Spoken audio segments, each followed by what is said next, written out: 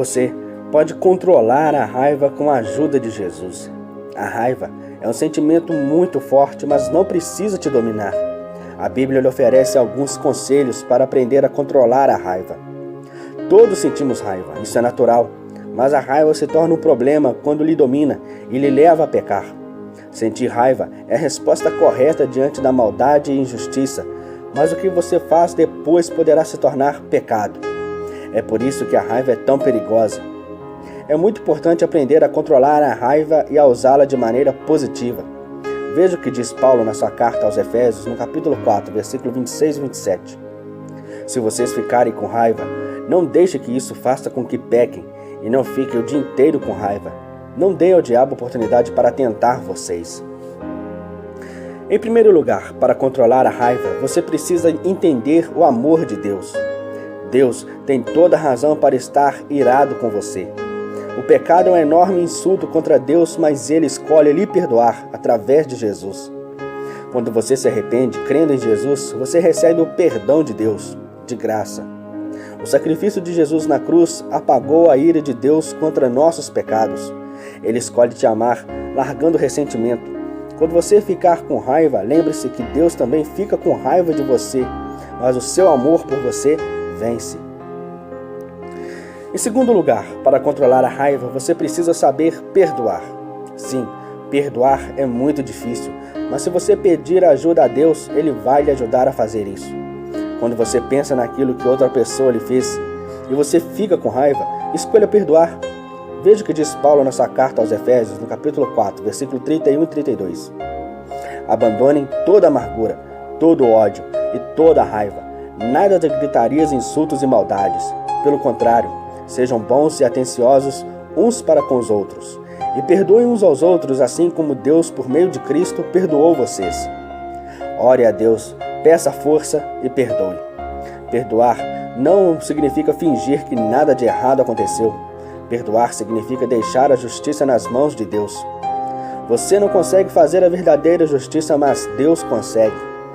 Deixe com Ele e largue a raiva.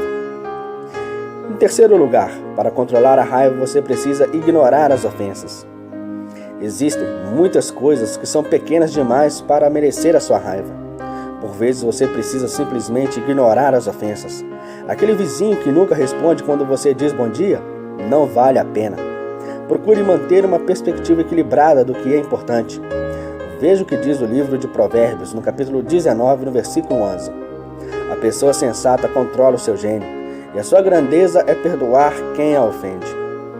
Em outras situações, as pessoas fazem coisas sem pensar ou sem achar que estão machucando você. Antes de explodir, tente entender por que estão agindo assim. Isso lhe vai ajudar a ignorar muitas ofensas, porque muitas vezes as pessoas não querem lhe fazer mal. Em quarto lugar, para controlar a raiva, você precisa pensar antes de falar. Na hora da raiva, essa é a parte mais difícil, controlar a língua. Mas se você responder torto a outra pessoa, também vai ficar com raiva e a situação vai ficar muito pior. Gritar e xingar somente causam mais problemas. Veja o que diz o livro de Provérbios, no capítulo 15, no primeiro versículo. A resposta delicada acalma o furor, mas a palavra dura aumenta a raiva. Antes de responder, respire fundo e tente organizar as suas ideias. Se você precisa explicar por que você está zangado, pense em como você pode explicar sua perspectiva sem lançar insultos. Qual foi a ação que lhe zangou e o porquê? Se não foi de propósito, a outra pessoa não vai adivinhar a razão. Em vez de machucar de volta, procure a reconciliação. Quinto lugar, para controlar a raiva, você precisa escolher o bem.